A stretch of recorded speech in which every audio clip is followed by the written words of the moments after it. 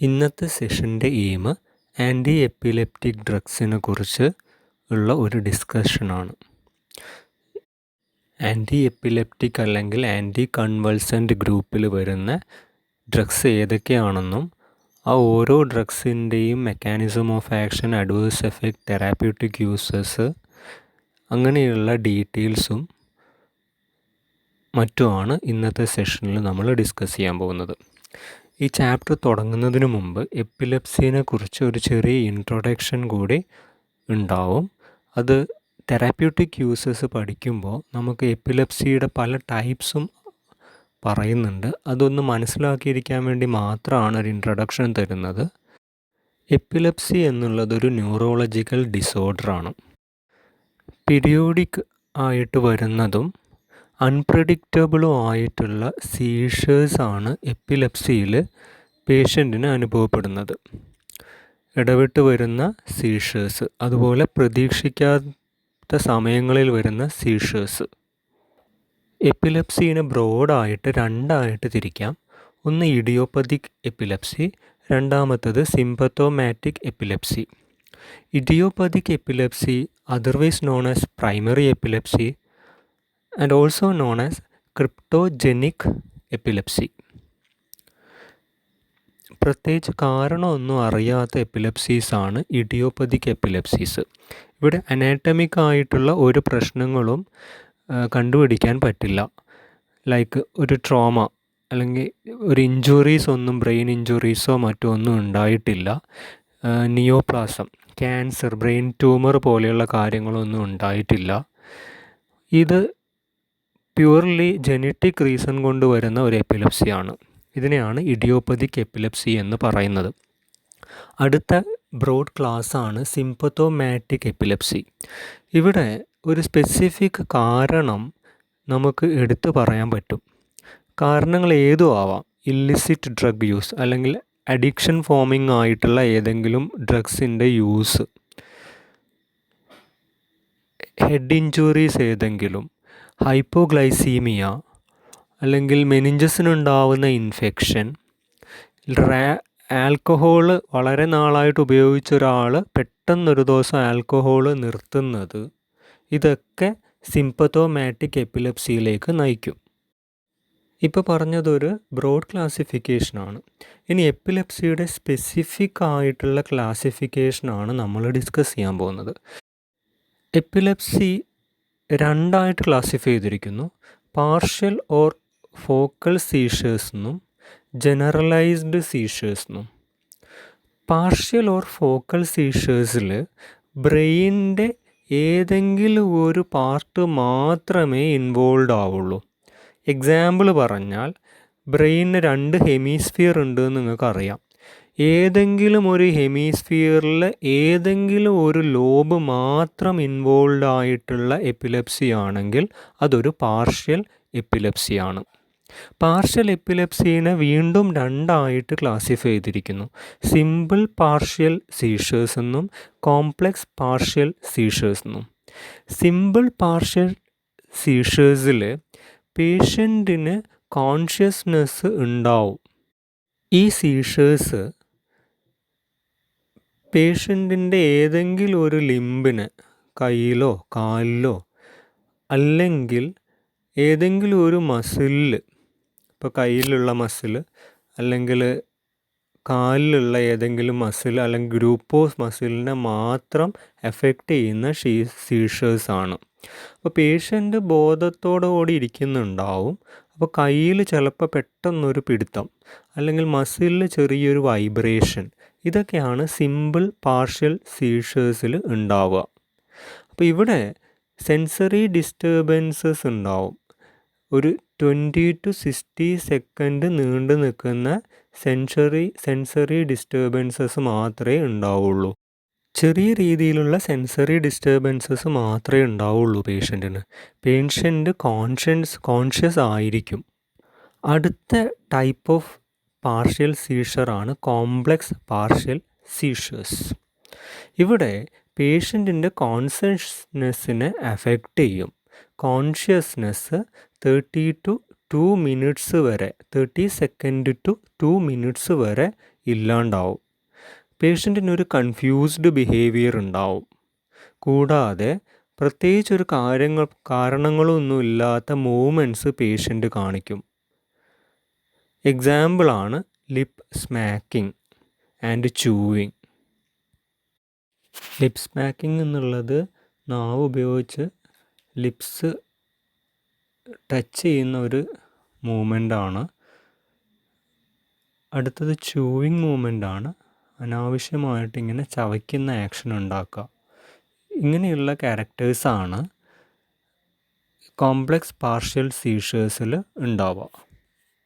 അപ്പോൾ ഇങ്ങനെ 2 രീതിയിലുള്ള പാർഷ്യൽ സീഷേഴ്സാണുള്ളത്, സിമ്പിൾ ആൻഡ് കോംപ്ലക്സ്. അടുത്ത മെയിൻ ക്ലാസ്സാണ് ജനറലൈസ്ഡ് സീഷേഴ്സ്. ഇവിടെ ബ്രെയിനിൻ്റെ പല ഏരിയാസും ഒറ്റ സമയത്ത് ഇൻവോൾവ് ആവും. ഏതെങ്കിലും ഒരു ഹെമിസ്ഫിയർ അല്ല, ബ്രെയിനിൻ്റെ 2 ഹെമിസ്ഫിയറും ഇൻവോൾവ് ആവുമ്പോൾ വരുന്ന സീഷേഴ്സാണ് ജനറലൈസ്ഡ് സീഷേഴ്സ്. ഇതിനെ ഫർദർ ക്ലാസിഫൈ ചെയ്തിട്ടുണ്ട്. Tonic clonic seizures, otherwise known as grand mal seizures, absence seizures, otherwise known as petit mal seizures, myoclonic seizures, febrile seizures, status epilepticus, atonic seizures.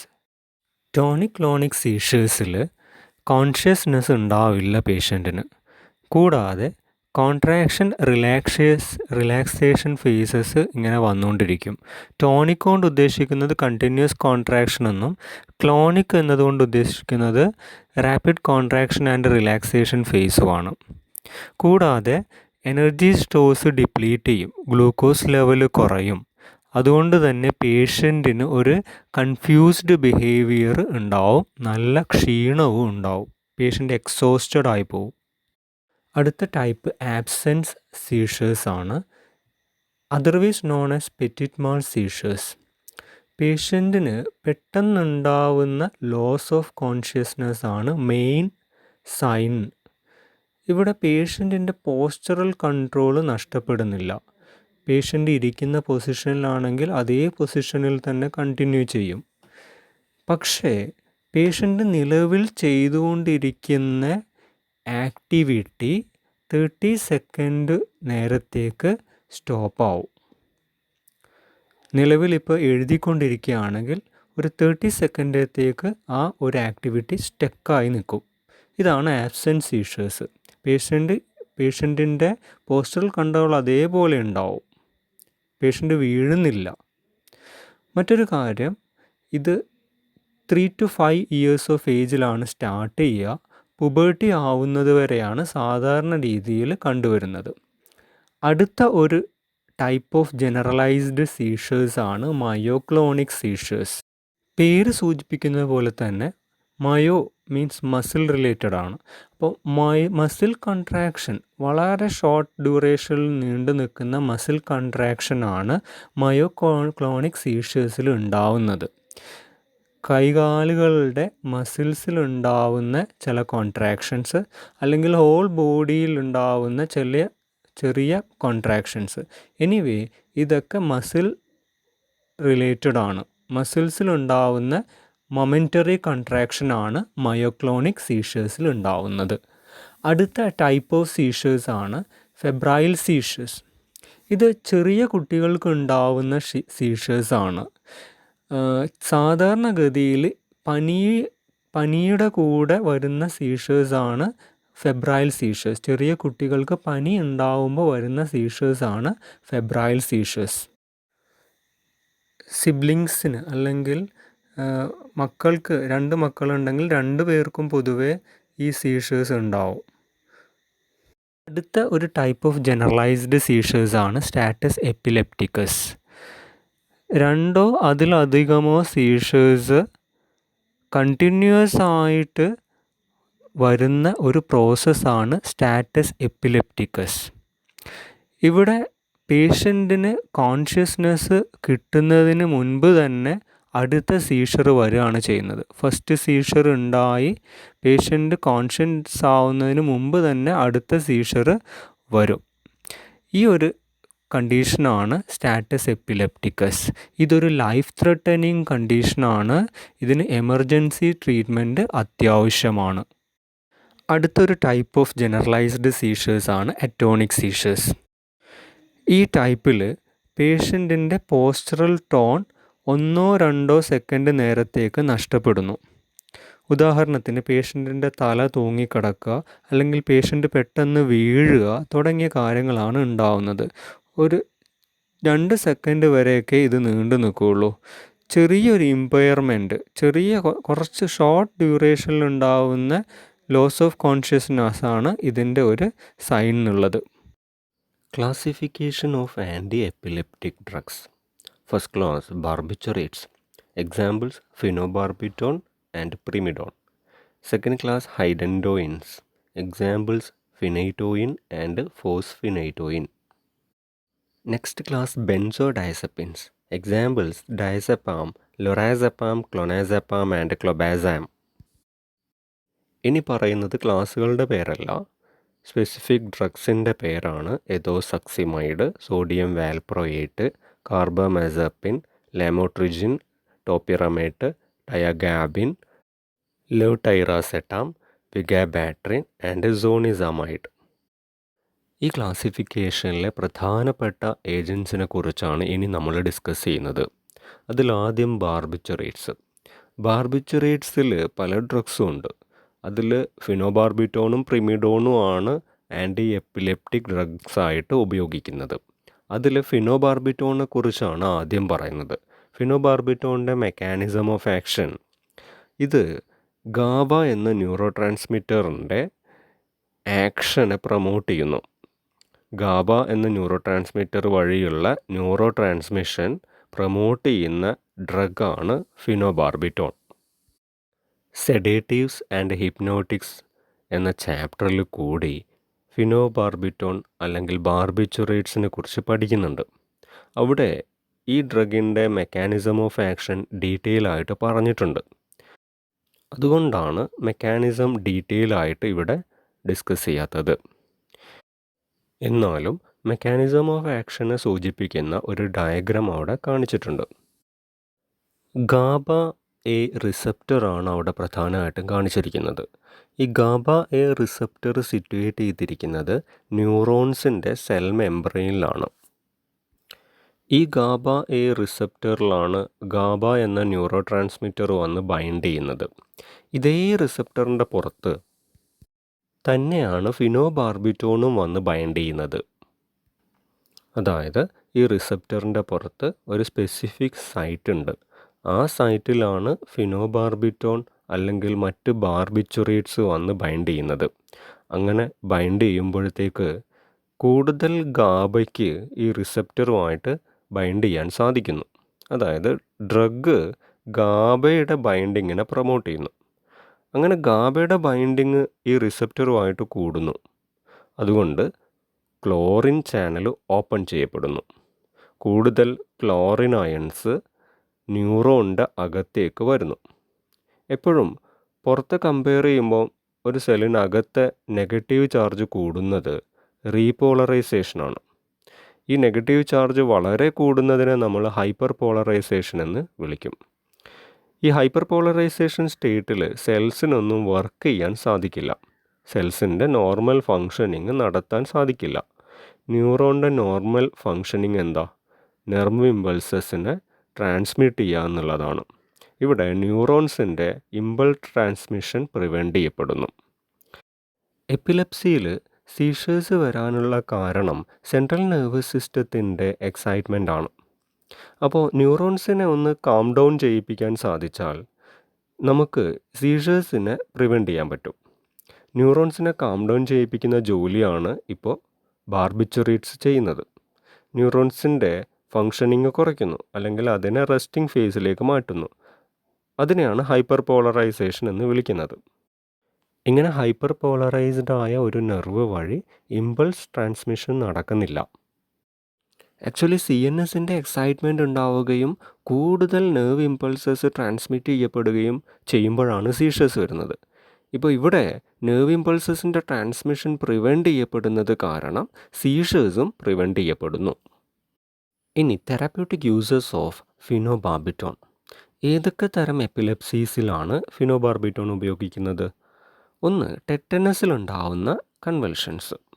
Tetanus എന്ന് പറഞ്ഞാൽ ഒരു bacterial ഇൻഫെക്ഷനാണ്. ഈ infection വരുമ്പോൾ muscle സ്പാസംസ് ഒക്കെ വളരെ കൂടും. Muscle spasm അല്ലെങ്കിൽ muscular contraction കൂടുന്നത് സീഷേഴ്സിൻ്റെ ഭാഗമായിട്ടാണ്. ദാറ്റ് ഈസ്, ഈ ബാക്ടീരിയ ബ്രെയിനിൽ ഉണ്ടാക്കുന്ന ഇൻഫെക്ഷൻ കാരണം എക്സൈറ്റ്മെൻറ്റ് വരികയും ആ എക്സൈറ്റ്മെൻ്റ് ആണ് സീഷേഴ്സ് ആയി മാറുന്നതും മസ്കുലാർ കൺട്രാക്ഷൻ ഉണ്ടാക്കുന്നതും. അങ്ങനെ ടെറ്റനസിൻ്റെ സമയത്ത് ഉണ്ടാകുന്ന സീഷേഴ്സ് അഥവാ കൺവൽഷൻസ് പ്രിവെൻറ്റ് ചെയ്യാൻ ഫിനോബാർബിറ്റോൺ സഹായിക്കുന്നു. Next one is eclampsia. Eclampsia is seizures during pregnancy. Next one is status epilepticus. എപ്പിലെപ്സിയുടെ സീരിയസ് ഫോമാണ് സ്റ്റാറ്റസ് എപ്പിലെപ്റ്റിക്കസ്. ഫെബ്രൈൽ സീഷേഴ്സ് കുട്ടികളിൽ പനിയായിട്ട് ബന്ധപ്പെട്ട് വരുന്ന സീഷേഴ്സാണ്. ഇത് കൂടാതെ മറ്റു പല ഉപയോഗങ്ങളും ഫിനോബാർബിറ്റോണിനുണ്ട്. സെഡേറ്റീവായിട്ടും ഒക്കെ ഉപയോഗിക്കുന്ന ഡ്രഗാണ്. അപ്പോൾ അത്തരം ഉപയോഗങ്ങൾ സെഡേറ്റീവ് ആൻഡ് ഹിപ്നോട്ടിക്സ് ചാപ്റ്ററിൽ നോക്കുക. അങ്ങനെ ഒരു ഉപയോഗമാണ് അനസ്തെറ്റിക് ആയിട്ടുള്ള ഉപയോഗം. ഇവിടെ ഇപ്പോൾ മെക്കാനിസം ഓഫ് ആക്ഷൻ എഴുതിയ സ്ഥലത്ത് ഒരു പോയിൻ്റ് കൂടി നിങ്ങൾക്ക് കാണാം. അനസ്തെറ്റിക് കോൺസെൻട്രേഷനിൽ എങ്ങനെയാണ് ഫിനോബാർബിറ്റോൺ ആക്ട് ചെയ്യുന്നത് എന്ന്. ഈ അനസ്തെറ്റിക് കോൺസെൻട്രേഷനിൽ എന്ന് വെച്ചാൽ അത്രയും ഹയർ ഡോസിൽ ഫിനോബാർബിറ്റോണിന് ഒരു അഡീഷണൽ മെക്കാനിസം ഉണ്ട്. ആ മെക്കാനിസമാണ് സോഡിയം ചാനലിൻ്റെ blocking. Actually voltage activated sodium channel. ഈ സോഡിയം ചാനൽ സെൽ മെംബ്രെയിനിലുള്ള ഒരു ചാനലാണ്, ന്യൂറോണിൻ്റെ സെൽ മെംബ്രെയിനിൽ. ഈ ചാനലിനെ പ്രിവെൻറ്റ് ചെയ്യുന്ന ഒരു മെക്കാനിസം കൂടി ഫിനോബാർബിറ്റോണിനുണ്ട്. ഇത് അനസ്തെറ്റിക് കോൺസെൻട്രേഷനിൽ മാത്രം. ഇങ്ങനെ സോഡിയം ചാനലിനെ പ്രിവെൻറ്റ് ചെയ്യുമ്പോൾ ന്യൂറോണിനകത്തേക്ക് സോഡിയം അയോൺസ് കടന്നു വരില്ല. നമുക്കറിയാം sodium ions positively charged ions ആണ്. അത് സെല്ലിനകത്തേക്ക് കടന്നു വരാത്തത് സെല്ലിനകത്തുള്ള നെഗറ്റീവ് ചാർജിനെ കൂട്ടാൻ കാരണമാവും. അങ്ങനെ വരുമ്പോഴും ഫർദർ ഹൈപ്പോളറൈസേഷൻ ഉണ്ടാവും. ഇതാണ് അനസ്തേഷ്യ എന്നുള്ള കണ്ടീഷനിൽ ഫിനോബാർബിറ്റോൺ ചെയ്യുന്നത്. ഫിനോബാർബിറ്റോണിൻ്റെ അഡ്വേഴ്സ് എഫക്ട്സ് സെഡേറ്റീവ്സിലെ ബാർബിറ്റുറേറ്റ്സ് എന്ന പോർഷനിൽ നിന്ന് നിങ്ങൾ പഠിക്കേണ്ടതാണ്. ഇനി ഫിനോബാർബിറ്റോണിൻ്റെ ഡ്രഗ് ഇൻ്ററാക്ഷൻസ്. ഐസോനിയാസൈഡും ക്ലോറാംഫെനിക്കോളും ലിവർ എൻസൈം ഇൻഹിബിറ്റേഴ്സ് ആണ്. അതുകൊണ്ട് തന്നെ ഫിനോബാർബിറ്റോണിൻ്റെ ഹെപ്പാറ്റിക് മെറ്റബോളിസം കുറയ്ക്കും. ഫിനോബാർബിറ്റോൺ ലിവറിൽ മെറ്റബോളൈസ് ചെയ്യപ്പെടുന്ന ഒരു ഡ്രഗാണ്. അടുത്ത ഡ്രഗാണ് പ്രിമിഡോൺ. ആക്ച്വലി ഇത് ഫിനോബാർബിറ്റോണിൻ്റെ ഒരു പ്രോ ഡ്രഗാണ്. അതായത് പ്രിമിഡോൺ ശരീരത്തിനകത്തേക്ക് എത്തുമ്പോഴത്തേക്ക് കൺവേർട്ട് ചെയ്ത് ഫിനോബാർബിറ്റോണായി മാറുന്നു. ബോഡിയിൽ പ്രിമിഡോൺ കൺവേർട്ട് ചെയ്ത് ഫിനോബാർബിറ്റോണും മറ്റൊരു കോമ്പൗണ്ടും കൂടി ഉണ്ടാവുന്നുണ്ട്. ആ കോമ്പൗണ്ടിൻ്റെ പേരാണ് ഫിനൈൽ ഈഥൈൽ മെലോണമൈഡ്, PEMA എന്ന് പറയും. ഇങ്ങനെ ഉണ്ടാവുന്ന രണ്ട് കോമ്പൗണ്ടും, ഫിനോബാർബിറ്റോൺ എന്തായാലും ആൻറ്റി എപ്പിലെപ്റ്റിക് ആക്ഷനുള്ള ഡ്രഗാണ് എന്ന് നിങ്ങൾക്കറിയാം. അതുകൂടാതെ ഫിനൈൽ ഈഥൈൽ മെലോണമൈഡിനും ആൻറ്റി എപ്പിലെപ്റ്റിക് ആക്ഷൻ ഉണ്ട്. ഇനി പ്രിമിഡോണിൻ്റെ തെറാപ്യൂട്ടിക് യൂസസ്. പ്രിമിഡോൺ പാർഷ്യൽ എപ്പിലെപ്സിയിൽ ഉപയോഗിക്കാം. ബ്രെയിനിൻ്റെ ഏതെങ്കിലും ഒരു ഭാഗത്തിൻ്റെ മാത്രം എക്സൈറ്റ്മെൻ്റ് ആണ് പാർഷ്യൽ എപ്പിലെപ്സി. ഇതുകൂടാതെ ജനറലൈസ്ഡ് എപ്പിലെപ്സിയിലും പ്രിമിഡോൺ ഉപയോഗിക്കുന്നുണ്ട്. അങ്ങനെയുള്ള എപ്പിലെപ്സിക്ക് ഉദാഹരണമാണ് ഗ്രാൻഡ് മാൾ എപ്പിലെപ്സി. ഇത് ബ്രെയിനിൻ്റെ വിവിധ ഭാഗങ്ങൾ ഒരേ സമയം എക്സൈറ്റ് ചെയ്യപ്പെടുന്നത് കാരണം ഉണ്ടാവുന്നതാണ്. ഇതിൻ്റെ സൈൻസ് ആൻഡ് സിംറ്റംസ് എന്തൊക്കെയാണെന്ന് ഈ ചാപ്റ്ററിൻ്റെ തുടക്കത്തിൽ പറഞ്ഞു. പാർഷ്യൽ എപ്പിലെപ്സി ട്രീറ്റ് ചെയ്യാനും ഗ്രാൻഡ് മാൾ എപ്പിലെപ്സി ട്രീറ്റ് ചെയ്യാനും പ്രിമിഡോൺ ഒറ്റയ്ക്കല്ല കൊടുക്കുന്നത്. ഇതൊരു അഡ്ജുവൻറ്റ് ഡ്രഗാണ്. പ്രധാനമായിട്ടും കൊടുക്കുന്നത് ഫിനൈറ്റോയിനും അതല്ലെങ്കിൽ കാർബമസപ്പിനുമാണ്. അതിൻ്റെ കൂടെയുള്ള അഡ്ജുവൻറ്റ് എഫക്റ്റിന് അല്ലെങ്കിൽ ഒരു ആഡഡ് എഫക്റ്റിനാണ് പ്രിമിഡോൺ പ്രിഫർ ചെയ്യാറുള്ളത്. ഇത് പ്രിമിഡോണിൻ്റെ എപ്പിലെപ്സിയിലുള്ള ഉപയോഗമാണ്. അതായത് എപ്പിലെപ്സിയിൽ ഏതൊക്കെ ടൈപ്പ് ട്രീറ്റ് ചെയ്യാനാണ് പ്രിമിഡോൺ ഉപയോഗിക്കുന്നത്. ഇത് കൂടാതെ ബാർബിറ്റുറേറ്റ്സ് മറ്റേതൊക്കെ കേസിലാണോ ഉപയോഗിക്കുന്നത് അവിടെയൊക്കെ പ്രിമിഡോണും പ്രിഫർ ചെയ്യാവുന്നതാണ്. ഫോർ എക്സാമ്പിൾ സെഡേറ്റീവായിട്ട്, അനസ്തെറ്റിക് ആയിട്ടൊക്കെ. അടുത്തത് പ്രധാനപ്പെട്ട ഒരു ക്ലാസ്സാണ് ഹൈഡൻറ്റോയിൻസ്. അതിൽ വരുന്ന വളരെ പ്രധാനപ്പെട്ട ഒരു ഡ്രഗാണ് ഫിനൈറ്റോയിൻ. വളരെ പോപ്പുലറായ ഒരു ഡ്രഗാണ് ഫിനൈറ്റോയിൻ. അത് ഇമ്പോർട്ടൻ്റ് മാർക്ക് ചെയ്യണം. ഫിനൈറ്റോയിൻ്റെ ഫാർമക്കോകൈനറ്റിക്സ്. വാട്ടറിൽ വളരെ കുറച്ച് മാത്രമേ ഫിനൈറ്റോയിൻ സോലുബിൾ ആവുള്ളൂ. അതുകൊണ്ട് തന്നെ ഓറലി കൊടുത്തു കഴിയുമ്പോൾ അബ്സോർപ്ഷനും കുറവാണ്. മറ്റൊരു പ്രത്യേകത, ഫിനൈറ്റോയിൻ്റെ ഡിഫറെൻറ്റ് ബ്രാൻഡ്സ്, അതായത് ഫിനൈറ്റോയിൻ വിവിധ കമ്പനികൾ ഉണ്ടാക്കുമ്പോൾ ആ ഓരോ ബ്രാൻഡിൻ്റെയും ബയോ അവൈലബിലിറ്റി വ്യത്യാസപ്പെട്ടിരിക്കുന്നു. വലിയ വ്യത്യാസമല്ല, ചെറിയ വ്യത്യാസങ്ങൾ കാണപ്പെടാറുണ്ട്. അത് ഫിനൈറ്റോയിൻ്റെ വാട്ടർ സോലുബിലിറ്റിയിൽ ഉള്ള വ്യത്യാസം കാരണമാണ്. വിവിധ ബ്രാൻഡുകൾ വിവിധ വാട്ടർ സോലുബിലിറ്റിയാണ് കാണിക്കുക. അവരുടെ മാനുഫാക്ചറിങ്ങിലുള്ള ഡിഫറൻസ് കാരണമാണ് ഈ വാട്ടർ സോലുബിലിറ്റിയിലുള്ള ഡിഫറൻസ് വരുന്നത്. അങ്ങനെ വാട്ടർ സോലുബിലിറ്റിയിൽ ഡിഫറൻസ് വരുന്നത് കാരണം ഓരോരോ ബ്രാൻഡിൻ്റെയും ബയോ അവൈലബിലിറ്റിയിൽ ചെറിയ രീതിയിലുള്ള വ്യത്യാസങ്ങൾ കാണപ്പെടുന്നു. ഫിനൈറ്റോയിൻ മെറ്റബോളൈസ് ചെയ്യപ്പെടുന്നത് ലിവറിലാണ്. ലിവറിലുള്ള മൈക്രോസോമൽ എൻസൈംസ് ആണ് ഫിനൈറ്റോയിനെ മെറ്റബോളൈസ് ചെയ്യുന്നത്. ഫാർമക്കോളജിയിൽ പല സ്ഥലങ്ങളിലായി നമ്മൾ റിപ്പീറ്റ് ചെയ്ത് കേൾക്കുന്ന ഒരു ടേമാണ് മൈക്രോസോമൽ എൻസൈംസ്. ഇത് ലിവറിലുള്ള ഒരു പ്രത്യേക തരം എൻസൈംസ് ആണ്. ലിവർ സെൽസിനകത്തെ എൻഡോപ്ലാസ്മിക് റെറ്റിക്കുലത്തിനകത്ത് കാണപ്പെടുന്ന എൻസൈംസ് ആണ് മൈക്രോസോമൽ എൻസൈംസ്. ഇത് എൻസൈംസിൻ്റെ ഒരു ഗ്രൂപ്പാണ്. ഒരുപാട് എൻസൈംസ് ഈ ഗ്രൂപ്പിലുണ്ട്. ഈ എൻസൈംസിൻ്റെയൊക്കെ പേരുകളിൽ സൈറ്റോക്രോം എന്ന ഒരു ടേം കാണാം. അതിനെ ഷോർട്ട് ഫോമിൽ CYP എന്നാണ് എഴുതാറുള്ളത്. ഫാർമക്കോളജിയിൽ പല സ്ഥലങ്ങളിലും നിങ്ങൾ ഈ CYP എന്നൊരു ടേം കണ്ടിട്ടുണ്ടാവും. ഇത് മൈക്രോസോമൽ എൻസൈംസിനെയാണ് സൂചിപ്പിക്കുന്നത്. മൈക്രോസോമൽ എൻസൈംസ് ലിവറിൽ കാണപ്പെടുന്ന ഒരു ഗ്രൂപ്പ് ഓഫ് എൻസൈംസ് ആണ്. അതിൽ പെടുന്ന ഒരു എൻസൈമാണ് ഫിനൈറ്റോയിനെ മെറ്റബോളൈസ് ചെയ്യുന്നത്. ഫിനൈറ്റോയിൻ ലിവർ എൻസൈംസിൻ്റെ ഇൻഡ്യൂസറാണ്. എന്ന് വെച്ചാൽ ലിവറിൽ എൻസൈം ലെവൽ കൂട്ടും. അങ്ങനെ വരുമ്പോൾ ആ എൻസൈം കാരണം മെറ്റബോളൈസ് ചെയ്യപ്പെടുന്ന വേറെ ഏതെങ്കിലും ഡ്രഗ് ഇതേ പേഷ്യൻ്റ് കഴിക്കുന്നുണ്ടെങ്കിൽ ഡ്രഗ് ഇൻ്ററാക്ഷൻ വരും. ഇനി ഫിനൈറ്റോയിൻ്റെ മെറ്റബോളിസം ഏത് റിയാക്ഷൻ വഴിയാണ് നടക്കുക? ലിവറിൽ വെച്ച് ഫിനൈറ്റോയിൻ്റെ മെറ്റബോളിസം നടക്കുന്നത് ഹൈഡ്രോക്സിലേഷൻ എന്ന റിയാക്ഷൻ വഴിയാണ്. ഫിനൈറ്റോയിൻ ഹൈഡ്രോക്സിലേറ്റ് ചെയ്യപ്പെടുകയാണ്. പക്ഷേ ഈ മെത്തേഡിനൊരു പ്രശ്നമുണ്ട്. ഒരു പരിധിയിലധികം ഫിനൈറ്റോയിനെ ഹൈഡ്രോക്സിലേറ്റ് ചെയ്യാൻ സാധിക്കില്ല. അതായത് നമ്മൾ കൊടുക്കുന്ന തെറാപ്യൂട്ടിക് ഡോസിനെ പോലും ചിലപ്പോൾ ബോഡിക്ക് പൂർണ്ണമായും ഹൈഡ്രോക്സിലേറ്റ് ചെയ്യാൻ സാധിച്ചു എന്ന് വരില്ല. അതായത് ഇതൊരു സാച്ചുറബിൾ പ്രോസസ്സാണ്. ഒരു പരിധിയിലധികം ലിവറിന് ഫിനൈറ്റോയിനെ മെറ്റബോളൈസ് ചെയ്യാൻ സാധിക്കുന്നില്ല. അതുകൊണ്ട് ഫിനൈറ്റോയിൻ്റെ ഒരു പ്രത്യേക കാര്യം പറയാനുണ്ട്. ഫിനൈറ്റോയിൻ്റെ ആദ്യത്തെ ഡോസുകൾ കൊടുക്കുമ്പോൾ വലിയ പ്രശ്നം ഉണ്ടാവില്ല. പക്ഷേ ഫർദർ ഡോസ്, അതായത് പിന്നീട് അങ്ങോട്ട് കുറച്ച് ദിവസങ്ങൾക്ക് ശേഷമുള്ള ഡോസുകൾ കൊടുക്കുമ്പോൾ ഒരു ശ്രദ്ധ വേണം. ബിക്കോസ് പേഷ്യൻ്റ് ഓൾറെഡി കഴിച്ചിട്ടുള്ള ഡോസുകൾ ശരീരത്തിൽ അക്യുമുലേറ്റ് ചെയ്യപ്പെട്ടിട്ടുണ്ടോ എന്നറിയില്ല. അതായത് ആ ഡോസുകളുടെ മെറ്റബോളിസം പൂർണ്ണമായും നടന്നോ എന്നത് നമുക്ക് ഉറപ്പില്ല.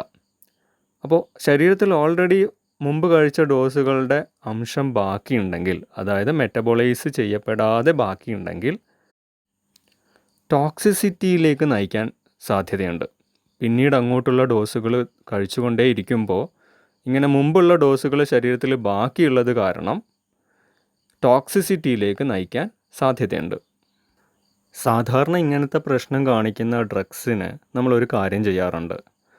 ആ ഡ്രഗ്സിൻ്റെ സെറം ലെവൽ നോക്കും. അതായത് ബ്ലഡിൽ നിലവിൽ എത്ര ഡ്രഗ് പ്രസൻ്റ് ആണ്. സെറം ലെവൽ നോക്കുമ്പോൾ നമുക്കറിയാം ആ ലെവൽ നമ്മുടെ തെറാപ്യൂട്ടിക് റേഞ്ചിൽ തന്നെയാണോ എന്ന്. ടോക്സിക് റേഞ്ചിലേക്ക് പോയിട്ടുണ്ടെങ്കിൽ നമുക്ക് എന്ത് ചെയ്യാം, ഫർദർ ഡോസുകൾ ഒന്ന് നിർത്തുകയോ അല്ലെങ്കിൽ ഒന്ന് കുറയ്ക്കുകയോ ചെയ്യാം. ഇനി ഫിനൈറ്റോയിൻ്റെ മെക്കാനിസം ഓഫ് ആക്ഷൻ. ബേസിക്കലി പറഞ്ഞാൽ ഫിനൈറ്റോയിൻ ഒരു ന്യൂറോണൽ മെംബ്രെയിൻ സ്റ്റെബിലൈസറാണ്. എന്താ ഈ ന്യൂറോണൽ മെംബ്രെയിൻ സ്റ്റെബിലൈസർ? അതുകൊണ്ട് ഉദ്ദേശിക്കുന്നത് ന്യൂറോൺസിൻ്റെ മെംബ്രെയിൻ വഴി അയൺസിൻ്റെ ട്രാൻസ്പോർട്ട് തടയുന്നു. ഒരു സെല്ലിൻ്റെ മെംബ്രെയിൻ വഴി അയൺ ട്രാൻസ്പോർട്ട് നടന്നുകൊണ്ടേയിരിക്കുന്നുണ്ട്, സെല്ലിനകത്തേക്കും പുറത്തേക്കും. അത് ന്യൂറോൺ ആയിക്കോട്ടെ, മസിൽ സെൽസ് ആയിക്കോട്ടെ, അല്ലെങ്കിൽ മറ്റേതെങ്കിലും സെല്ലായിക്കോട്ടെ. അങ്ങനെ ട്രാൻസ്പോർട്ട് നടക്കുന്നത് ആ സെല്ലിൻ്റെ ഫങ്ഷനിങ്ങിന് അത്യാവശ്യമാണ്. ഉദാഹരണത്തിന് മസിൽ സെല്ലാണെങ്കിൽ കൺട്രാക്റ്റ് ചെയ്യണമെങ്കിൽ അയൺസിൻ്റെ ട്രാൻസ്പോർട്ട് വേണം. ന്യൂറോൺ ആണെങ്കിലോ, ന്യൂറോൺസ് വഴി ഇമ്പൾസ് ട്രാൻസ്മിറ്റ് ചെയ്യപ്പെടണമെങ്കിൽ അയൺസിൻ്റെ ട്രാൻസ്പോർട്ട് നടക്കണം. സോഡിയം അയൺസിൻ്റെയും പൊട്ടാസ്യം അയൺസിൻ്റെയും കാൽഷ്യം അയൺസിൻ്റെയൊക്കെ ട്രാൻസ്പോർട്ട് ഇങ്ങനെ ന്യൂറോണിൻ്റെ മെംബ്രെയിൻ വഴി അങ്ങോട്ടും ഇങ്ങോട്ടും നടക്കുന്നുണ്ട്. അങ്ങനെ ഒരു സെല്ലിൻ്റെ ന്യൂറോൺ വഴി അയൺസിൻ്റെ ട്രാൻസ്പോർട്ട് നടക്കുന്നതിനെ പ്രിവെൻറ്റ് ചെയ്യുന്ന ഡ്രഗ്സിനെയൊക്കെ മെംബ്രെയിൻ സ്റ്റെബിലൈസർ എന്നാണ് വിളിക്കുക. അതിനൊരു എക്സാമ്പിളാണ് ഫിനൈറ്റോയിൻ. ഇനി നോക്കേണ്ടത് ഫിനൈറ്റോയിൻ ഏത് അയണിൻ്റെ ട്രാൻസ്പോർട്ടിനെയാണ് പ്രിവെൻറ്റ് ചെയ്യുന്നത്? സോഡിയം അയൺസിൻ്റെ. അതിന് ഫിനൈറ്റോയിൻ എന്താ ചെയ്യുന്നത്? ഫിനൈറ്റോയിൻ മെംബ്രെയിനിൽ കാണപ്പെടുന്ന വോൾട്ടേജ് ഗേറ്റഡ് സോഡിയം ചാനൽസിനെ ബ്ലോക്ക് ചെയ്യുന്നു. ആ ചാനലിൻ്റെ ഫങ്ഷനെ തടയുന്നു. ഇതെപ്പോഴാണ് തടയപ്പെടുന്നത്? ആക്ച്വലി ഞാൻ മുമ്പ് പറഞ്ഞിട്ടുണ്ട്, ഒരു സെല്ലിൻ്റെ അകത്തേക്കും പുറത്തേക്കും അയൺസിൻ്റെ മൂവ്മെൻറ്റ് ഇങ്ങനെ കണ്ടിന്യൂസ് ആയിട്ട് നടന്നുകൊണ്ടിരിക്കുകയല്ല. അയൺ ചാനൽ ഓപ്പൺ ചെയ്യുന്നു, ആ സമയത്ത് മൂവ്മെൻറ്റ് നടക്കുന്നു. പിന്നീട് കുറച്ച് നേരത്തേക്ക് അയൺ ചാനൽ ക്ലോസ് ആവും, പിന്നീട് വീണ്ടും ഓപ്പൺ ആവും, പിന്നീട് വീണ്ടും ക്ലോസ് ആവും. ഇങ്ങനെയാണ് നോർമലി എല്ലാ സെല്ലിൻ്റെയും ഫങ്ഷനിങ് നടക്കുന്നത്. ഇതിൽ ക്ലോസ് ആയ സ്റ്റേജിനെ, ഒരു അയൺ ചാനൽ ക്ലോസ് ആയ സ്റ്റേജിനെ നമുക്ക് ഇനാക്ടിവേറ്റഡ് സ്റ്റേജ് എന്ന് വിളിക്കാം. അപ്പോൾ ന്യൂറോൺസിൻ്റെ സെൽ മെംബ്രെയിനിലുള്ള സോഡിയം ചാനൽസ് ക്ലോസ് ചെയ്യപ്പെട്ട സ്റ്റേജിൽ ഫിനൈറ്റോയിൻ പോയി ആ ചാനലിൽ ബൈൻഡ് ചെയ്യുകയും, അങ്ങനെ ബൈൻഡ് ചെയ്ത് കഴിഞ്ഞാൽ ക്ലോസ്ഡ് ആയ സോഡിയം ചാനലിന് പിന്നീട് ഓപ്പൺ ചെയ്യാൻ സാധിക്കില്ല. ഇതിൽ സോഡിയം ചാനൽ ക്ലോസ്ഡ് ആയിരിക്കുന്ന സമയമുണ്ടല്ലോ, അതിനെയാണ് ഇനാക്ടിവേറ്റഡ് സ്റ്റേജ് കൊണ്ട് ഉദ്ദേശിക്കുന്നത്. ഈ ക്ലോസ്ഡ് ആയ അല്ലെങ്കിൽ ഇനാക്ടിവേറ്റഡ് സ്റ്റേജിലാണ് ഫിനൈറ്റോയിൻ പോയി അവിടെ ബൈൻഡ് ചെയ്യുന്നതും ആ ചാനലിൻ്റെ ഫർദർ ഓപ്പണിങ് പ്രിവെൻറ്റ് ചെയ്യുന്നതും. ഇങ്ങനെ ഫർദർ ഓപ്പണിങ് പ്രിവെൻറ്റ് ചെയ്താൽ എന്താ സംഭവിക്കുക? അങ്ങനെ വന്നു കഴിയുമ്പോൾ സെല്ലിനകത്തേക്ക് സോഡിയം അയൺസിൻ്റെ ഇൻഫ്ലക്സ് നടക്കില്ല. കാരണം സോഡിയം ചാനൽ ഓപ്പൺ ചെയ്താൽ മാത്രമേ സെല്ലിനകത്തേക്ക് സോഡിയം അയൺസ് വരികയുള്ളൂ. സോഡിയം അയണിൻ്റെ ചാർജ് ഏതാ? പ്ലസ്, Na+ ആണ്. അപ്പോൾ സെല്ലിനകത്തേക്ക് പ്ലസ് ചാർജുള്ള സോഡിയം അയൺസിന് ഇപ്പോൾ വരാൻ സാധിക്കുന്നില്ല. അങ്ങനെ വരുമ്പോൾ എന്താ സംഭവിക്കുക? സെല്ലിനകത്ത് കമ്പാരിറ്റീവ്ലി നെഗറ്റീവ് ചാർജ് ആയിരിക്കും. സെല്ലിനെ പുറത്ത് കമ്പയർ ചെയ്യുമ്പോൾ സെല്ലിനകത്ത് നെഗറ്റീവ് ചാർജ് ആയിരിക്കും കൂടുതൽ. ബിക്കോസ് പോസിറ്റീവ്ലി ചാർജുള്ള സോഡിയം അയൺസൊക്കെ ഇപ്പോൾ പുറത്താണ് നിൽക്കുന്നത്. അപ്പോൾ സെല്ലിനകത്ത് നെഗറ്റീവ് ചാർജ് കൂടുന്നതിന് എന്താ പറയുക? റീപോളറൈസേഷൻ. അത് വളരെ കൂടുമ്പോൾ ഹൈപ്പർ പോളറൈസേഷൻ ആവും. അപ്പോൾ ഇവിടെ ഹൈപ്പർ പോളറൈസേഷനൊക്കെ പോകുന്നില്ല, റീപോളറൈസേഷൻ എന്ന സ്റ്റേറ്റിലേക്ക് വരുന്നു. അപ്പോൾ ഈ റീപോളറൈസേഷൻ എന്ന് പറഞ്ഞാൽ എന്താ? ബേസിക്കലി സെൽസിൻ്റെ റെസ്റ്റിംഗ് സ്റ്റേജ് ആണ്. ഇവിടെയാണെങ്കിലോ ന്യൂറോൺസിൻ്റെ റെസ്റ്റിംഗ് സ്റ്റേജ് ആണ്. നമുക്കറിയാം എപ്പിലെപ്സിയിൽ സീഷർ വരുന്നതിനുള്ള കാരണം ന്യൂറോൺസിൻ്റെ എക്സൈറ്റ്മെൻ്റ് ആണ്. ഈ ന്യൂറോൺസിൻ്റെ എക്സൈറ്റ്മെൻറ്റിനെ ഒന്ന് കാം ഡൗൺ ചെയ്യിപ്പിക്കണം. ഇവിടെ അത് സംഭവിച്ചില്ലേ? ന്യൂറോൺസ് ഇപ്പോൾ റീപോളറൈസ്ഡ് സ്റ്റേറ്റിലാണ്, അതായത് റെസ്റ്റിംഗ് ഫേസിലാണ്. ഈ സമയത്ത് ന്യൂറോൺസിൻ്റെ എക്സൈറ്റ്മെൻറ്റ് സാധിക്കില്ല, അതുകൊണ്ട് തന്നെ സീഷർ ഉണ്ടാവില്ല. ഫിനൈറ്റോയിൻ കഴിച്ചുകൊണ്ടേയിരിക്കുന്ന ഒരു പേഷ്യൻറ്റിന് ന്യൂറോൺസിൻ്റെ എക്സൈറ്റ്മെൻറ്റ് സാധ്യമാവുന്നില്ല, അതുകൊണ്ട് സീഷർ ഉണ്ടാവുന്നില്ല. സാധാരണഗതിയിൽ എപ്പിലെപ്സി ഉള്ള ഒരു പേഷ്യൻറ്റിൻ്റെ ന്യൂറോൺസിനകത്തേക്ക് സോഡിയം അയൺസിൻ്റെയൊക്കെ ഇൻഫ്ലക്സ് വളരെ കൂടുതലായിരിക്കും. അതുകൊണ്ടാണ് ന്യൂറോൺസ് വളരെ വേഗത്തിൽ എക്സൈറ്റ് ചെയ്യപ്പെടുന്നതും സീഷർ ഉണ്ടാവുന്നതും. പക്ഷേ ഫിനൈറ്റോയിൻ കഴിക്കുന്ന ഒരു എപ്പിലെപ്റ്റിക് പേഷ്യൻ്റ് ആണെങ്കിലോ സോഡിയം അയൺസിൻ്റെ ഇൻഫ്ലക്സ് അത്ര കണ്ട് നടക്കില്ല. അതുകൊണ്ട് തന്നെ സീഷർ ഉണ്ടാവില്ല. ഇനിയുള്ളത് ഫിനൈറ്റോയിൻ്റെ അഡ്വേഴ്സ് എഫക്ട്സ് ആണ്. വളരെ പ്രധാനപ്പെട്ട പോയിൻറ്റ്സ് ആണ്. First one, gingival hyperplasia, swelling of gums, നമ്മുടെ മോണയിൽ ഉണ്ടാവുന്ന വീക്കമാണിത്. സെക്കൻഡ്, GI ഡിസ്റ്റർബൻസസ് ആണ്, എനോറെക്സിയ അഥവാ ലോസ് ഓഫ് ആപ്പറ്റൈറ്റ്, വിശപ്പില്ലായ്മ എന്ന് പറയും. Nausea, vomiting, diarrhoea and epigastric pain. നമ്മുടെ റിപ്സിൻ്റെ തൊട്ട് താഴെയായിട്ട് അനുഭവപ്പെടുന്ന പെയിനാണ് എപ്പിഗ്യാസ്ട്രിക് പെയിൻ. അതായത് അപ്പർ അബ്ഡോമിനിൽ ഉണ്ടാവുന്ന പെയിനാണ് എപ്പിഗ്യാസ്ട്രിക് പെയിൻ. ഇനി മറ്റൊരു പ്രത്യേകത ഹൈപ്പർ ഗ്ലൈസീമിയാണ്. ഹൈപ്പർ ഗ്ലൈസീമിയ എന്ന് പറഞ്ഞാൽ എന്താ? ഷുഗർ ലെവൽ കൂടുന്ന കണ്ടീഷൻ. എന്തുകൊണ്ടാണ് ഷുഗർ ലെവൽ കൂടുന്നത്? ഫിനൈറ്റോയിൻ ഇൻസുലിൻ്റെ സെക്രീഷനെ കുറയ്ക്കുന്നുണ്ട്. അടുത്തൊരു പ്രോബ്ലം വിറ്റമിൻ ഡിയുടെ ആൾട്ടേർഡ് മെറ്റബോളിസം ആണ്. വിറ്റമിൻ ഡിയുടെ മെറ്റബോളിസത്തിൽ ഉണ്ടാവുന്ന ഈ ചേഞ്ച് കാരണം കാൽഷ്യത്തിൻ്റെ അബ്സോർപ്ഷൻ കുറയും. നമുക്കറിയാം വിറ്റമിൻ ഡി ആണ് കാൽഷ്യത്തിൻ്റെ അബ്സോർപ്ഷനെ സഹായിക്കുന്ന ഒരു ഏജൻറ്റ്. പക്ഷേ വിറ്റമിൻ ഡിയുടെ മെറ്റബോളിസം ഓൾട്ടർ ചെയ്യപ്പെടുന്നത് കാരണം അല്ലെങ്കിൽ വ്യത്യാസപ്പെട്ടിരിക്കുന്നത് കാരണം കാൽഷ്യത്തിൻ്റെ അബ്സോർപ്ഷനും കുറയുന്നു. ഇത് ഓസ്റ്റിയോമെലേഷ്യ എന്ന കണ്ടീഷനിലേക്ക് നയിക്കുന്നു. Osteomalacia is the softening of bone especially due to lack of vitamin D. അടുത്തൊരു പ്രോബ്ലം ഹെർസൂട്ടിസം ആണ്. അബ്നോർമൽ ഹെയർ ഗ്രോത്ത് ഇൻ ഫീമെയിൽസിൽ നോർമലി ഹെയർ ഗ്രോത്ത് നടക്കാത്ത ഏരിയാസിൽ കൂടുതൽ ഹെയർ ഗ്രോത്ത് വരുന്ന കണ്ടീഷനാണ് ഹെർസൂട്ടിസം. മറ്റൊരു പ്രശ്നം coarsening of facial features in young female ആണ്. അതായത് യങ് ഫീമെയിൽസിൻ്റെ മുഖത്തിന് ഉണ്ടാവുന്ന ചില ചേഞ്ചസ് ആണ്. മുഖം കുറച്ചുകൂടി റഫാവുന്ന ഒരു കണ്ടീഷനാണ്. അതായത് കുറച്ചുകൂടി ഏജ്ഡ് ആയ ഒരാളാണ് എന്ന് തോന്നിപ്പിക്കുന്ന രീതിയിൽ ഫേഷ്യൽ ചേഞ്ചസ് വരുന്ന ഒരു കണ്ടീഷൻ ഉണ്ടാവും. അടുത്തത് ഹൈപ്പർ സെൻസിറ്റിവിറ്റി അഥവാ അലർജി ആണ്. ചില പേഷ്യൻസിന് ഫിനൈറ്റോയിൻ അലർജി ഉണ്ടാക്കും. അത്തരം പേഷ്യൻസ് ആണെങ്കിൽ അവർക്ക് റാഷ്, സ്റ്റീവൻ ജോൺസൺ സിൻഡ്രോം ഒക്കെ ഉണ്ടാവും. Steven Johnson's syndrome is severe skin inflammation especially due to drugs. Next one is teratogenic effect. Pregnant lady phenytoin കഴിക്കുമ്പോൾ കുട്ടിക്ക് ഹാംഫുൾ എഫക്റ്റ് ഉണ്ടാവും. ഇവിടെ കുട്ടിക്ക് എന്താ സംഭവിക്കുന്നത്? ഫീറ്റൽ ഹൈഡൻഡോയിൻ സിൻഡ്രോം ഡെവലപ്പ് ചെയ്യുന്നു. എന്താ ഈ ഫീറ്റൽ ഹൈഡൻഡോയിൻ സിൻഡ്രോം?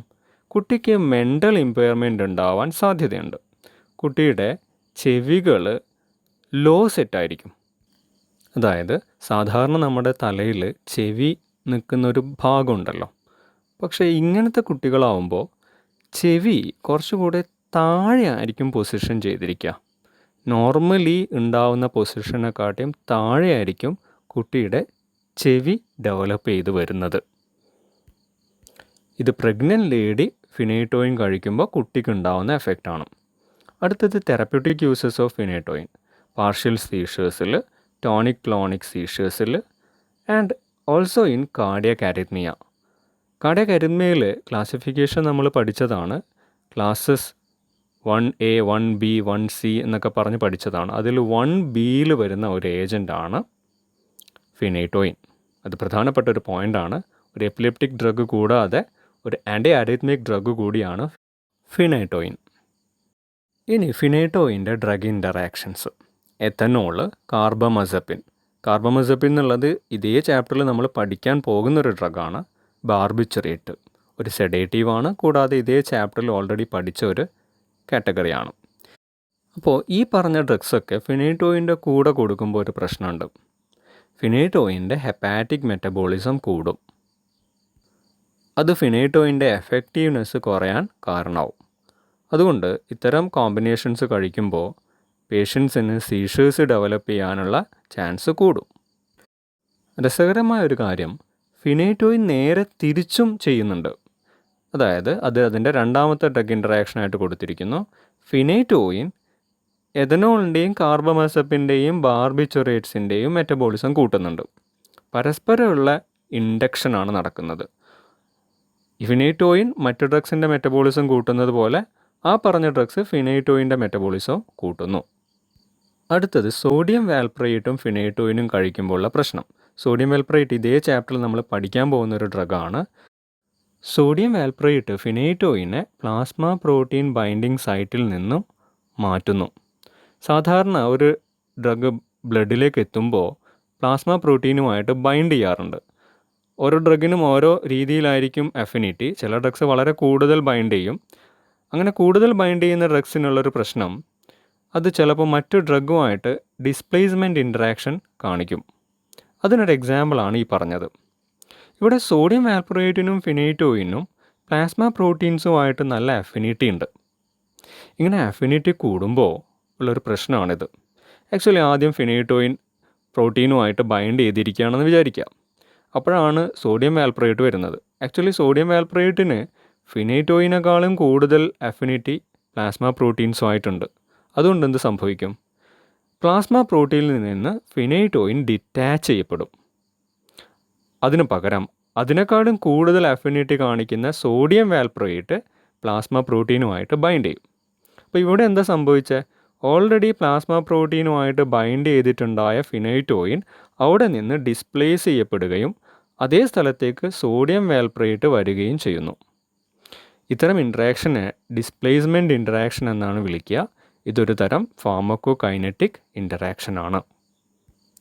അടുത്ത ഡ്രഗ് എതോസക്സിമൈഡാണ്. എതോസക്സിമൈഡിൻ്റെ ഫാർമക്കോകൈനറ്റിക്സ് എന്താ? ലിവറിലാണ് മെറ്റബോളൈസ് ചെയ്യപ്പെടുന്നത്. എന്താ മെക്കാനിസം ഓഫ് ആക്ഷൻ? എതോസക്സിമൈഡും ഒരു അയൺ ചാനലിനെ തന്നെയാണ് ബ്ലോക്ക് ചെയ്യുന്നത്, പക്ഷേ സോഡിയം ചാനലല്ല. എതോസക്സിമൈഡ് ബ്ലോക്ക് ചെയ്യുന്നത് കാൽഷ്യം ചാനൽസിനെയാണ്. ഈ കാൽഷ്യം ചാനൽസ് പല ടൈപ്പ് ഉണ്ട് കേട്ടോ. അതിൽ ടി ടൈപ്പ് എന്ന കാൽഷ്യം ചാനലിനെയാണ് എതോസക്സിമൈഡ് ബ്ലോക്ക് ചെയ്യുന്നത്. ഇങ്ങനെ ബ്ലോക്ക് ചെയ്ത് കഴിയുമ്പോൾ ന്യൂറോൺസിനകത്തേക്കുള്ള CA2+ എൻട്രി തടയപ്പെടും. കാൽഷ്യം അയൺസ് ന്യൂറോൺസിനകത്തേക്ക് എത്തിയില്ലെങ്കിൽ എന്ത് സംഭവിക്കും? സെല്ലിനകത്ത് കമ്പാരിറ്റീവ്ലി നെഗറ്റീവ് ചാർജ് ആയിരിക്കും ഉണ്ടാവുക. അതിനെ റീപോളറൈസേഷൻ അല്ലെങ്കിൽ ന്യൂറോൺസിൻ്റെ റെസ്റ്റിംഗ് എന്ന് വിളിക്കാം. ന്യൂറോൺസ് അധികം എക്സൈറ്റ് ചെയ്യപ്പെടാത്തത് കൊണ്ട് പേഷ്യൻറ്റിന് സീഷേഴ്സ് ഉണ്ടാവുന്നില്ല. എന്താണ് എതോസക്സിമൈഡിൻ്റെ തെറപ്യൂട്ടിക് യൂസ്? ആബ്സെൻറ്റ് സീഷേഴ്സിലാണ് എതോസക്സിമൈഡ് യൂസ് ചെയ്യുന്നത്. മറ്റൊരു പ്രത്യേകത, എതോസക്സിമൈഡ് ഇൻഫൻസിന് ഉപയോഗിക്കാൻ പറ്റുന്ന ഒരു ഡ്രഗാണ്. 1 വയസ്സ് വരെ പ്രായമുള്ള കുട്ടികളെയാണ് നമ്മൾ ഇൻഫൻസ് എന്ന് വിളിക്കാറുള്ളത്. അവർക്ക് സീഷർ ടെൻഡൻസി ഉണ്ടെങ്കിൽ ചൂസ് ചെയ്യാൻ പറ്റുന്ന ഒരു ഡ്രഗാണ് എതോസക്സിമൈഡ്. ഇനി എതോസക്സിമൈഡിൻ്റെ adverse effects: nausea, anorexia and പ്രധാനപ്പെട്ടത് പാർക്കിൻസോണിസം ലൈക്ക് സിംറ്റംസ്. പാർക്കിൻസോണിസം അറിയാലോ. പാർക്കിൻസോണിസം ഉള്ളവർക്ക് മൂവ്മെൻറ്റ് ഡിഫിക്കൽട്ടി ഉണ്ടാവും. കൂടാതെ ട്രെമേഴ്സ് ഉണ്ടാവും, വിറയൽ. പ്രത്യേകിച്ച് അവർക്ക് കൈകളും ശരീരം മുഴുവൻ തന്നെയും ഒരു വിറയലുണ്ടാവും. അത്തരം സിംറ്റം ഉണ്ടാക്കുന്ന ഒരു ഡ്രഗാണ് എതോസക്സിമൈഡ്. അടുത്തത് സോഡിയം വാൽപ്രയേറ്റ് ആണ്. ഇത് ബ്രോഡസ്റ്റ് സ്പെക്ട്രം ഡ്രഗാണ്. അതായത് പല ടൈപ്പ് ഓഫ് എപ്പിലെപ്സിക്കും ഉപയോഗിക്കാൻ പറ്റുന്ന ഒരു ഡ്രഗാണ് സോഡിയം വാൽപ്രയേറ്റ്. ഇതിൻ്റെ ഫാർമക്കോകൈനറ്റിക്സ്: ലിവറിലാണ് ഈ ഡ്രഗ് മെറ്റബോളൈസ് ചെയ്യപ്പെടുന്നത്. ഇതിൻ്റെ മെക്കാനിസം ഓഫ് ആക്ഷൻ 3 മെക്കാനിസംസ് ഉണ്ട്. ഒന്നാമത്തത് സോഡിയം ചാനൽസിൻ്റെ ഇനാക്ടിവേഷൻ അല്ലെങ്കിൽ ബ്ലോക്കിംഗ്. ഫിനൈറ്റോയിൻ്റെ മെക്കാനിസം പറഞ്ഞില്ലേ, അതേ മെക്കാനിസം സോഡിയം ചാനൽസിനെ ബ്ലോക്ക് ചെയ്യുന്നു. അത് കാരണം ന്യൂറോൺസിനകത്തേക്ക് സോഡിയം വരാൻ സാധിക്കുന്നില്ല. അതുകൊണ്ട് റീപോളറൈസേഷനും റെസ്റ്റിങ്ങും ഉണ്ടാവുന്നു. സോഡിയം വാൽപ്രയേറ്റിൻ്റെ അടുത്ത മെക്കാനിസം കാൽഷ്യം ചാനലിൻ്റെ ബ്ലോക്കിംഗ് ആണ്. ഇത് എതോസക്സിമൈഡിൻ്റെ അതേ മെക്കാനിസം തന്നെയാണ്. ടി ടൈപ്പ് കാൽഷ്യം ചാനലിനെ ബ്ലോക്ക് ചെയ്യുന്നത് വഴി ന്യൂറോൺസിനകത്തേക്ക് കാൽഷ്യം ഇൻഫ്ലക്സ് തടയുകയും റീപോളറൈസേഷൻ അഥവാ സെല്ലിൻ്റെ റെസ്റ്റ് ഉണ്ടാക്കുകയും ചെയ്യുന്നു. അപ്പോൾ ഫിനൈറ്റോയിൻ്റെ മെക്കാനിസവും എതോസക്സിമൈഡിൻ്റെ മെക്കാനിസവും കൂടിയതാണ് സോഡിയം വാൽപ്രയേറ്റിൻ്റെ മെക്കാനിസംസ്. അതുമാത്രമാണോ? അല്ല, ഒരു മെക്കാനിസം കൂടിയുണ്ട്. 2 എൻസൈംസാണ് ഗാബ ട്രാൻസാമിനേസും സെക്സിനിക് സെമി ആൽഡിഹൈഡ് ഡീഹൈഡ്രോജിനേസും. ഈ 2 എൻസൈംസുമാണ് ഗാബ എന്ന ന്യൂറോ ട്രാൻസ്മിറ്ററിൻ്റെ ഡീഗ്രഡേഷൻ ഉണ്ടാക്കുന്നത്. ഈ എൻസൈംസിനെ സോഡിയം വാൽപ്രയേറ്റ് ബ്ലോക്ക് ചെയ്യുന്നു. ഈ എൻസൈംസിനെ ആക്ട് ചെയ്യാൻ സാധിക്കാതെ വരുന്നു. അപ്പോൾ ഗാബയുടെ ഡീഗ്രഡേഷൻ കുറയുന്നു. എന്ന് വെച്ചാൽ ശരീരത്തിൽ ഗാബയുടെ ലെവൽ കൂടുന്നു. ഗാബയുടെ ലെവൽ കൂടുമ്പോൾ CNSൻ്റെ ഡിപ്രഷനാണ് ഉണ്ടാവുക. അതായത് ന്യൂറോൺസിൻ്റെ വർക്കിംഗ് കുറയും. നമുക്കറിയാം സെഡേറ്റീവ്സിൽ ഗാബയുടെ ആക്ഷൻ കൂടുമ്പോഴാണ് സെഡേഷൻ ഉണ്ടാവുന്നത്. അപ്പോൾ CNS ഡിപ്രസൻ്റായ അല്ലെങ്കിൽ ഇൻഹിബിറ്ററി ന്യൂറോ ട്രാൻസ്മിറ്ററായ ഗാബയുടെ ആക്ഷനാണ് ഇപ്പോൾ പ്രൊമോട്ട് ചെയ്യപ്പെട്ടിരിക്കുന്നത്. അതുകൊണ്ട് ന്യൂറോണിൻ്റെ വർക്കിംഗ് കുറയും. അതിന് കാരണം ന്യൂറോണിനകത്തേക്ക് കൂടുതൽ ക്ലോറിൻ അയോൺ എത്തുന്നതാണ്. ക്ലോറിൻ അയോൺ എത്താനുള്ള കാരണം ഗാബ ന്യൂറോണിൻ്റെ പുറത്തുള്ള ഗാബ റിസപ്റ്ററിൽ ബൈൻഡ് ചെയ്യുന്നതാണ്. അങ്ങനെ ബൈൻഡ് ചെയ്യുമ്പോഴാണ് ക്ലോറിൻ അയോൺ എത്തുന്നതും റീപോളറൈസേഷൻ ഉണ്ടാവുന്നതും ന്യൂറോൺസ് റെസ്റ്റ് ചെയ്യാൻ തുടങ്ങുന്നതും. ന്യൂറോൺസ് റെസ്റ്റ് ചെയ്യുമ്പോഴത്തേക്ക് സീഷർ ടെൻഡൻസി കുറയുന്നു. ഇനി therapeutic uses of sodium valproate: absent seizures, myoclonic seizures, tonic clonic seizures, all type of partial seizures. തുടക്കത്തിൽ നമ്മൾ പറഞ്ഞിരുന്നു പാർഷ്യൽ സീഷേഴ്സ് 2 തരത്തിലുണ്ട്: സിമ്പിൾ പാർഷ്യൽ സീഷറും കോംപ്ലക്സ് പാർഷ്യൽ സീഷറും. ഈ 2 ടൈപ്പിലും സോഡിയം വാൽപ്രയേറ്റ് ഉപയോഗിക്കാം. ഇത് കൂടാതെ പോസ്റ്റ് ട്രോമാറ്റിക് എപ്പിലെപ്സി, ചില ആക്സിഡൻറ്റ്, ഹെഡ് ഇഞ്ചുറി ഒക്കെ കഴിഞ്ഞവർക്ക് എപ്പിലെപ്സി വരാറുണ്ട്. അത്തരം കേസിലും സോഡിയം വാൽപ്രയേറ്റ് നല്ലതാണ്. അടുത്തത് മാനിയ ആൻഡ് ബൈപോളാർ ഇൽനെസ്. ഈ ബൈപോളാർ ഡിസോർഡർ എന്ന് പറഞ്ഞാൽ ചില ആൾക്കാർക്ക് ഉണ്ടാവുന്ന ഒരു സൈക്കാട്രിക് പ്രോബ്ലമാണ്. It is characterised by intermittent appearance of mania and depression. അതായത് പേഷ്യൻ്റ് കുറച്ചു കാലം ഡിപ്രസ്ഡ് ആയിരിക്കും. ആ ഡിപ്രഷൻ ഫേസും കഴിയുമ്പോഴത്തേക്ക് വരുന്ന ഫേസാണ് മാനിയ. ഡിപ്രഷൻ ഫേസിൽ പേഷ്യൻ്റ് വളരെ സാഡായിരിക്കും, ഒരു ആക്ടിവിറ്റീസും ചെയ്യാൻ ഇൻട്രസ്റ്റ് ഉണ്ടാവില്ല. അതേസമയം ആ ഫേസ് കഴിഞ്ഞ് വരുന്ന മാനിയയിൽ പേഷ്യൻ്റ് വളരെ ഹാപ്പിയും വളരെ ഹൈപ്പർ ആക്റ്റീവായിരിക്കും. എന്ന് വെച്ചാൽ നോർമൽ ആണെന്ന് നമുക്ക് തോന്നാത്ത രീതിയിലുള്ള ഹൈപ്പർ ആക്ടിവിറ്റി, അബ്നോർമൽ ആക്ടിവിറ്റീസ്. അങ്ങനെയുള്ള ഒരു അസുഖമാണ് ബൈപോളാർ ഡിസോർഡർ. ബൈപോളാർ ഡിസോർഡറിൽ എസ്പെഷ്യലി പറഞ്ഞാൽ ബൈപോളാർ ഡിസോർഡറിൻ്റെ മാനിയ ഫേസിൽ എഫക്റ്റീവായ ഒരു ഡ്രഗാണ് സോഡിയം വാൽപ്രയേറ്റ്. CNSൻ്റെ എക്സൈറ്റ്മെൻറ്റ് കുറയ്ക്കുന്നത് കാരണം പേഷ്യൻറ്റിൻ്റെ ഹൈപ്പർ ആക്ടിവിറ്റി കുറയ്ക്കാൻ സാധിക്കുന്നു. സോഡിയം വാൽപ്രയേറ്റിൻ്റെ നോർമൽ ഡെയിലി ഡോസ് ഇങ്ങനെയാണ്: 1000 to 2400 മില്ലിഗ്രാം. സോഡിയം വാൽപ്രയേറ്റിൻ്റെ അഡ്വേഴ്സ് എഫക്ട്സ് ഇവയാണ്: anorexia, sedation, ataxia, loss of control of body movements ആണ്. നമ്മുടെ വോളണ്ടറി ബോഡി മൂവ്മെൻറ്റ്സിൻ്റെ കൺട്രോൾ നഷ്ടപ്പെടുക. അത് നമ്മൾ ഡേ ടു ഡേ ആക്ടിവിറ്റീസ് ചെയ്യുന്നതിൽ നമുക്ക് തടസ്സം ഉണ്ടാക്കും. ട്രെമർ, കൈവിറയൽ പോലെയുള്ള കാര്യങ്ങൾ ഉണ്ടാവാം.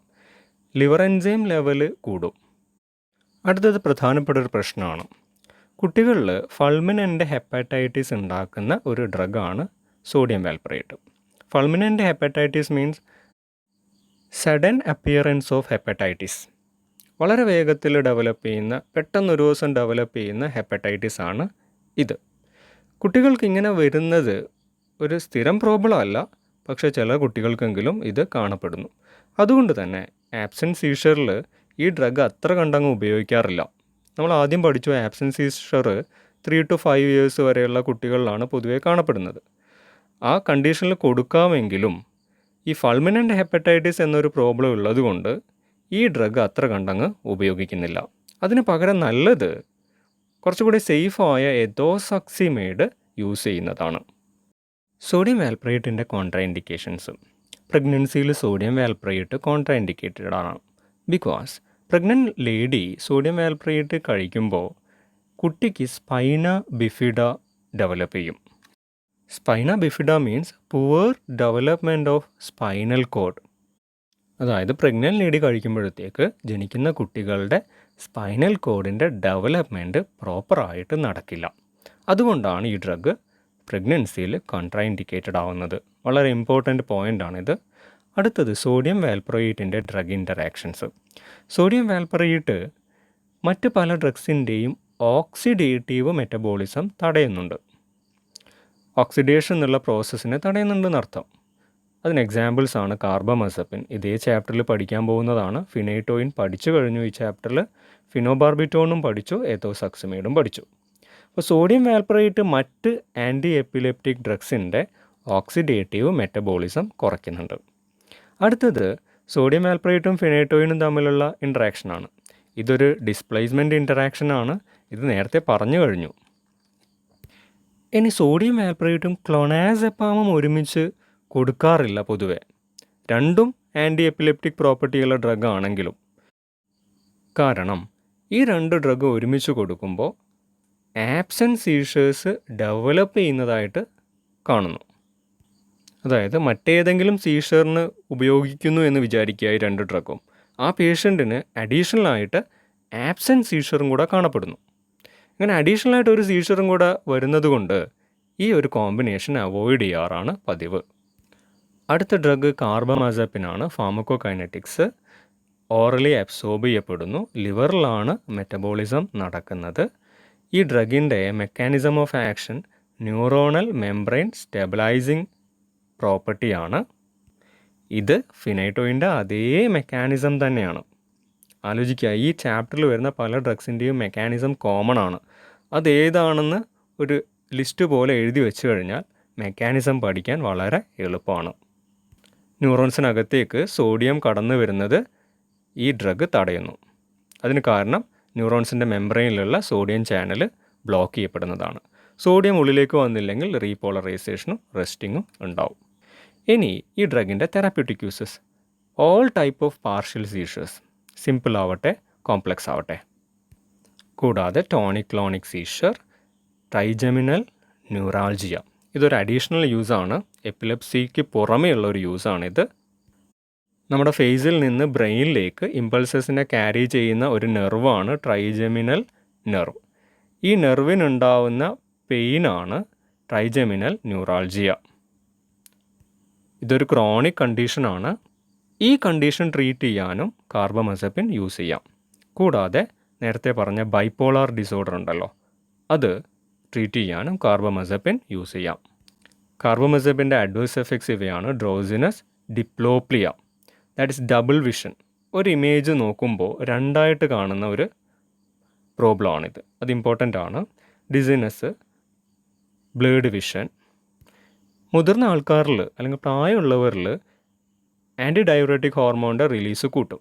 അതുകൊണ്ട് വാട്ടർ റീറ്റൻഷൻ ഉണ്ടാവും. ഈ ഡ്രഗ് രണ്ട് തരം സീഷേഴ്സിൽ ഉപയോഗിക്കാൻ പാടില്ല. അതാണ് അതിൻ്റെ കോൺട്രാ ഇൻഡിക്കേഷൻ. പെറ്റിറ്റ് മാൾ സീഷറിലും ആബ്സെൻറ്റ് സീഷറിലും. ബിക്കോസ് ആ രണ്ട് കേസിലും ഉപയോഗിക്കുമ്പോഴത്തേക്ക് ആ സീഷേഴ്സ് കൂടുന്നതായിട്ട് കാണപ്പെടുന്നു. ഈ ഡ്രഗിൻ്റെ ഡ്രഗ് ഇൻറ്ററാക്ഷൻസ് എന്തൊക്കെയാണ്?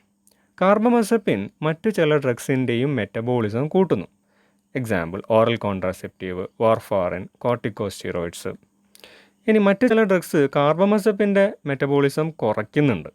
അതിന് എക്സാമ്പിളാണ് cimetidine, erythromycin, isoniazid, anti T B ഡ്രഗാണ്. Sodium valproate, verapamil, diltiazem. ഇപ്പോൾ ഫാർമക്കോളജിയിൽ ഇത്രയും ആയപ്പോഴത്തേക്ക് നിങ്ങൾക്ക് ഈ ഡ്രഗിൻ്റെയൊക്കെ പേര് കേൾക്കുമ്പോൾ അത് എന്തിനാണ് ഉപയോഗിക്കുന്നതെന്ന് മനസ്സിലാവണം. ഇതൊക്കെ ഓൾറെഡി നമ്മൾ പഠിച്ചു കഴിഞ്ഞ ഡ്രഗാണ്. അതുകൊണ്ട് ഓരോന്നിൻ്റെയും യൂസ് പറയുന്നില്ല. ഇനിയൊന്ന്, കാർബമസപ്പിൻ മറ്റ് ചില ഡ്രഗ്സിൻ്റെ ഹെപ്പാറ്റിക് മെറ്റബോളിസം കൂട്ടുന്നുണ്ട്. അതിന് എക്സാമ്പിൾ എത്തോസക്സിമൈഡ്, സോഡിയം വാൽപ്രയേറ്റ്, ക്ലോണാസെപ്പാം. നേരത്തെ ഒരു ഇൻട്രാക്ഷൻ പറഞ്ഞിരുന്നു, കാർബമസപ്പിൻ ഓറൽ കോൺട്രാസെപ്റ്റീവ്സിൻ്റെയും വാർഫാറിൻ്റെയൊക്കെ മെറ്റബോളിസം കൂട്ടുന്നുണ്ടെന്ന്. അതേ മെക്കാനിസം തന്നെയാണ് ഇവിടെയും സംഭവിക്കുന്നത്. പക്ഷേ ഇവിടുത്തെ പ്രത്യേകത, ഇവിടെ പറഞ്ഞിരിക്കുന്നതൊക്കെ ആൻറ്റി എപ്പിലെപ്റ്റിക് ഡ്രഗ്സ് ആണ്. എത്തോസക്സിമൈഡ് ആവട്ടെ, സോഡിയം വാൽപ്രയേറ്റ് ആവട്ടെ, ക്ലോണാസെപ്പാം ആവട്ടെ.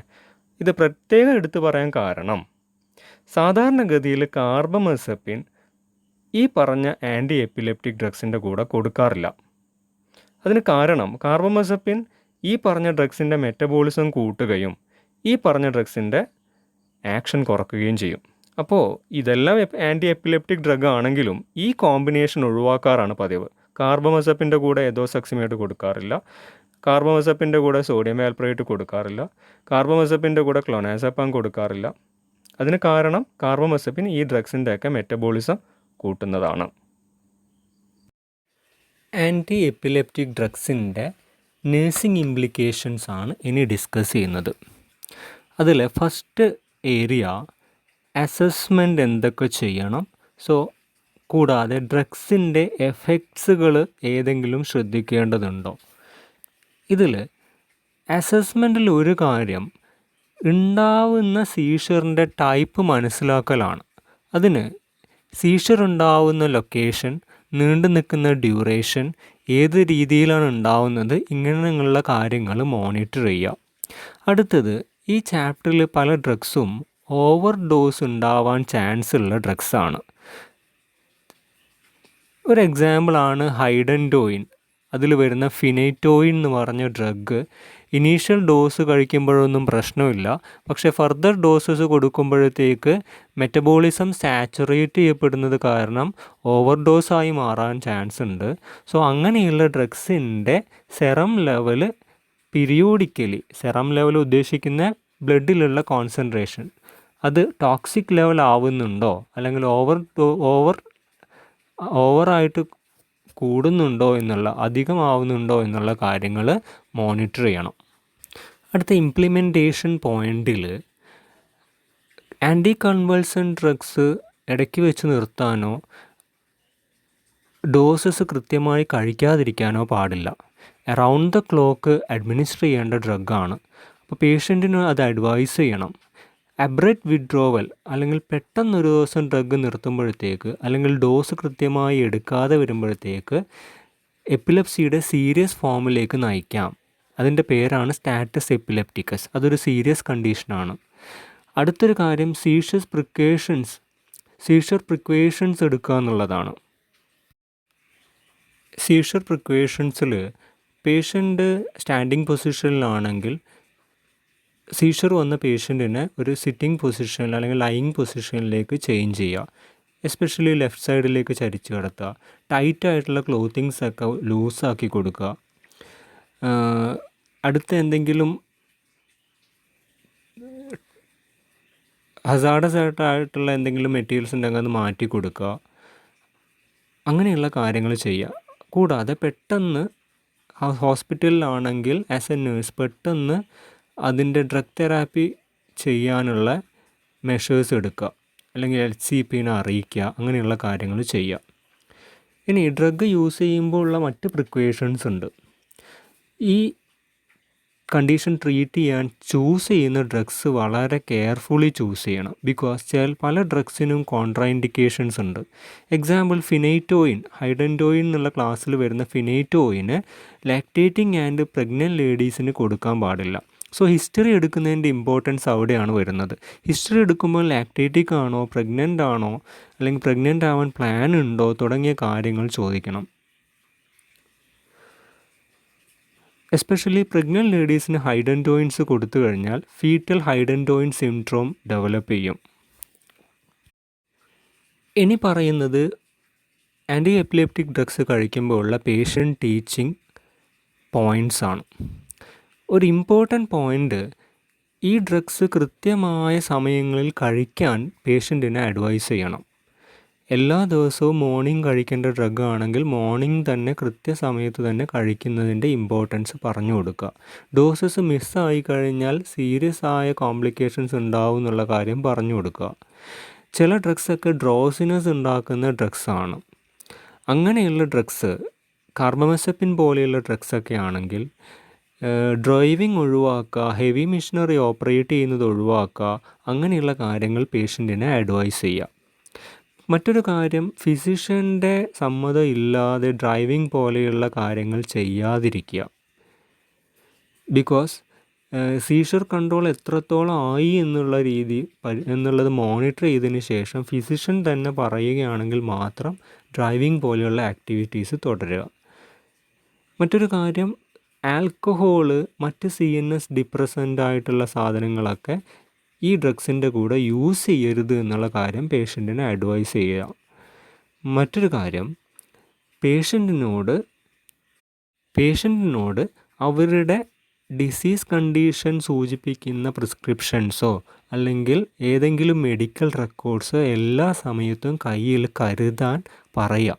ഇതിൻ്റെ ഇമ്പോർട്ടൻസ് പേഷ്യൻ്റ് ചിലപ്പോൾ ഒരു ബസ്സിൽ ട്രാവൽ ചെയ്യുന്ന സമയത്തായിരിക്കും സീഷർ വരുന്നത്. അപ്പോൾ അവിടെയുള്ള ആൾക്കാരായിരിക്കും ഏതെങ്കിലും ഹോസ്പിറ്റലിൽ എത്തിക്കുന്നത്. അപ്പോൾ അവർക്ക് ഈ പേഷ്യൻറ്റിൻ്റെ ഹിസ്റ്ററിയോ കാര്യങ്ങളോ ഒന്നും അറിയുന്നുണ്ടാവില്ല. പക്ഷേ ഈ ഒരു മെഡിക്കൽ റെക്കോർഡ് അവരുടെ പോക്കറ്റിലുണ്ടെങ്കിൽ ആ ഡോക്ടർക്ക് അല്ലെങ്കിൽ ആ നേഴ്സിന് അവരുടെ ഹിസ്റ്ററി എന്താണെന്നും അവർ എപ്പിലെപ്റ്റിക് പേഷ്യൻ്റ് ആണെന്നും അവർ കറൻ്റ്ലി കഴിക്കുന്ന മരുന്നുകൾ ഏതാണെന്നുമുള്ള കാര്യം മനസ്സിലാക്കാൻ പറ്റും.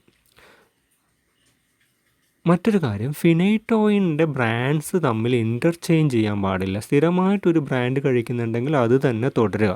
ബിക്കോസ് ഫിനൈറ്റോയിൻ പല ബ്രാൻഡ്സിനും പല ബയോ അവൈലബിലിറ്റിയുമാണ്. സോ അത് പേഷ്യൻറ്റിന് പറഞ്ഞു കൊടുക്കുക. അതല്ലെങ്കിൽ പേഷ്യൻറ്റ് ചിലപ്പോൾ വില കുറഞ്ഞ ഏതെങ്കിലും ബ്രാൻഡ് യൂസ് ചെയ്യും, അല്ലെങ്കിൽ തൊട്ടടുത്ത് കിട്ടുന്ന ഏതാണോ ആ ബ്രാൻഡ് യൂസ് ചെയ്യാൻ ചാൻസ് ഉണ്ട്. അത് പേഷ്യൻറ്റിനെ മുൻകൂട്ടി അറിയിച്ചിരിക്കണം. That's all about anti epileptic drugs.